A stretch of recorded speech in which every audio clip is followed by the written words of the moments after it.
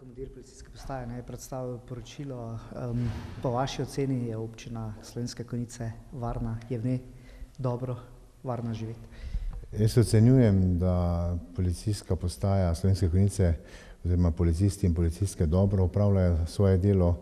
Tudi primerjava rezultatov med posameznimi leti ne kaže nekega drastičnega poslabšanja varnostnih razmer in nekako skupaj z veseljem ugotavljamo, da lahko imamo občutek varnosti, hkrati pa tudi ta občutek, da ne izvaja neke represije nad našimi občankami in občani. Nekaj problemov vseeno je, nekaj so tudi svetniki izpostavili.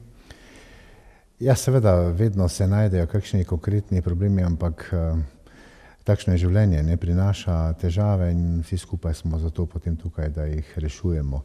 Izpostavljeno je bilo vprašanje mamil, tako kot vsako leto.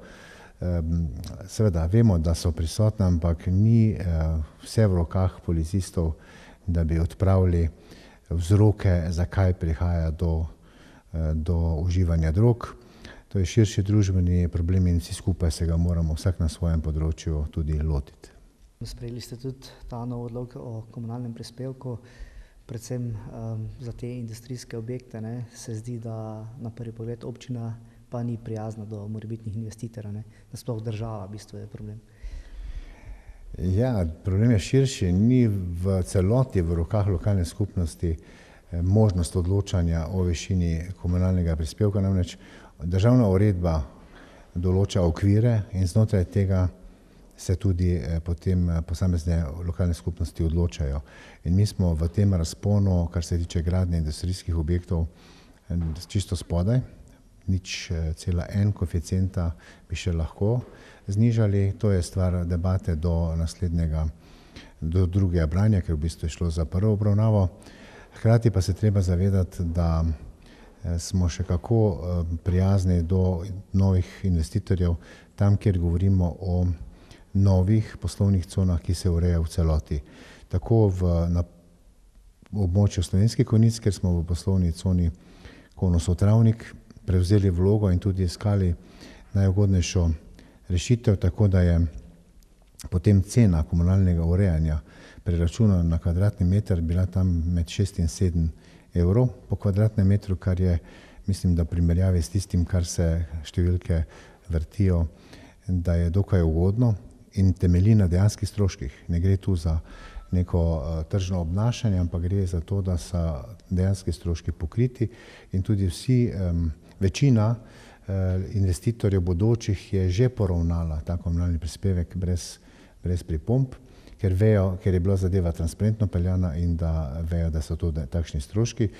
Kajti, če bi šli sami v investicijo, bi ta zadeva bila seveda prvič neizvedljiva, drugič pa precej dražja, če bi parcialno reševali. Podobno je za območje poslovne cone Tepanje, kjer je v izdelavi podroben prostorski načrt. Tam pa računamo, da bo cena komunalnega opremljanja še nižja, kot je bila na primeru Konosa, kajti glavnina, tako vodovod kot elektrika, tako vodovod kot komunalna kanalizacijske cevi so v bistvu že zgrajene, potrebno je zgraditi samo povezovalne ceste, pripeljati elektriko, ostalo pa, kot je plin, telekomunikacije, pa itak ponovadi ponudniki že zgradijo, tako da še vedno govorimo o tem, da so cene komunalnega opremljanja v naši občini precej niže kot pa marsikje drugje. Seveda je pa to vprašanje se predvsem nanaša na možnosti, ki jih državni predpisi nudijo lokalnim skupnostim. Namreč, če gremo mi še v dodatno nižanje, kar bi bilo po svoji logiki, da privabimo druge, se pravi investitorje od drugod, smiselno, s tem bi pokrivali iz občinskega proračuna to razliko zavestno, računajoč na posredne učinke v naslednjih letih.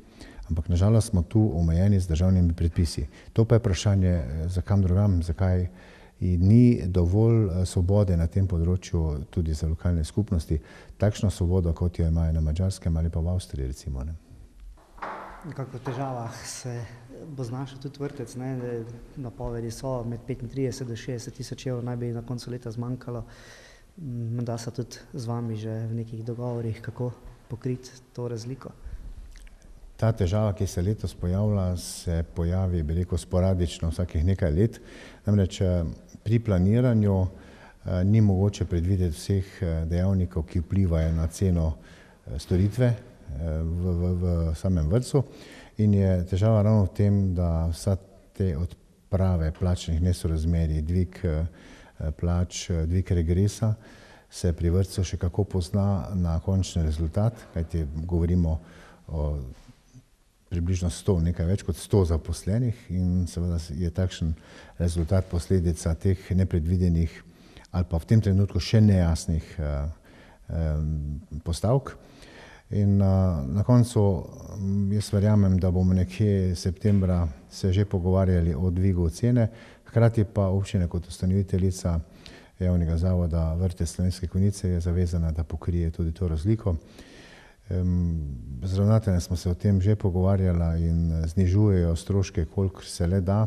Seveda je pa vsako varčevanje ima svoje meje, da ne vpliva na kvaliteto samega izvajanja storitve.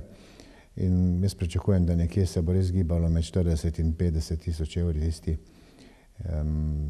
manjko, ki bo.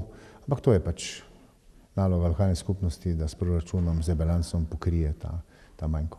Dvig cen, da bi se o tem pogovarjali, zdaj nekako programi so že s sosednjimi občinami zdaj najdražje, prav Konjiški. To bomo šele videli, kam bomo prišli. To bo znano, jaz računam, nekje v poletnih mesecih, in se bomo o tem pogovarjali septembra, na septembrski seji. Ampak še nekaj drugega. Pri vseh teh primerjavah cen težko je primerljivo direktno, kajti mi se moramo zavedati, da imamo standard, da imamo vrtec, javni vrtec na 9 lokacijah v občini. Praktično vsaka malo večja vas ima enoto vrtca. Seveda je to prijazno do otrok, do krajanov, pomembno za kraj. To je pač cena, ki se potem odrazi tudi, ali pa bomo rekel drugače, ni samo ekonomika edino merilo pri delovanju ene uspešne lokalne skupnosti. Nagrajenci letošnji občinski so znani, mogoče če jih malo pokomentirate, za Zlati grb ste tudi vi predlagatelj. Ja, pa začnimo pri priznanju. Planinsko društvo Slovenske Konjice praznuje 90-letnico delovanja in tudi danes je lepo število ljudi vključenih v delovanje društva. Imajo veliko mladih in se mi zdi tudi osebno menim, da je povsem primerno, da jim damo spodbudo, se pravi, da opazimo njihovo delo, kajti ljudje, ki se gibljejo v naravi, skrbijo tudi za telesno in duševno zdravje. Na ta način vključuje mlade in kar naj se razvija planinsko društvo. Se mi zdi zelo primeren predlog in je tudi bil, tako kot vsi drugi predlogi, soglasno potrjen na občinskem svetu. Župnijska Karitas Slovenske Konjice deluje letos že 25 let in je tudi pomembno, da damo vsem tistim, ki prostovoljno delajo na tem področju in veliko pripomorejo za naše ljudi, tiste, ki so nekako na obrobju ali pa se znajdejo v trenutni stiski, da damo spodbudo tem ljudem, tem prostovoljcem, da smo opazili njihovo delo, se jim na ta način zahvalimo in jih hkrati opogumimo, da delujejo tudi v bodoče za dobro voljo. Srebrni grb je prišel poenoten predlog iz območja Loč. Dolgoletni predsednik sveta krajevne skupnosti Janko Čakš, hkrati tudi občinski svetnik, deluje na različnih področjih, vključen v delo tako lokalne skupnosti kot krajevne skupnosti, in očitno je volja ljudi iz Loč tako enotna, da tu ni bilo kaj oporekati, in tudi so seveda z veseljem svetniki danes potrdili ta predlog. Moj predlog pa je bil za Zlati grb. Nekako vedno pozabljamo v domačih krajih ljudi, ki pa ogromno pripomorejo k temu, da smo prepoznavni drugod po svetu. In gospod Arpad Šalamon letos, nekako mislim, da je 25 let, kar živi v Konjicah, in je v vseh teh letih ogromno prispeval pri različnih razstavah, tako doma kot v tujini. Član je različnih združenj, tudi svetovno priznanih in resnično nekaj pomeni v tem srednjeevropskem prostoru. Hkrati pa skupaj z ženo Hedo nenehno pomagata tako v varstvenem delovnem centru, pri šoli v parku, pri čebeli. Povsod se aktivno vključujeta v to in pa seveda tudi v društvu likovnikov, da naredita življenje marsikomu lepše, kot bi sicer bilo.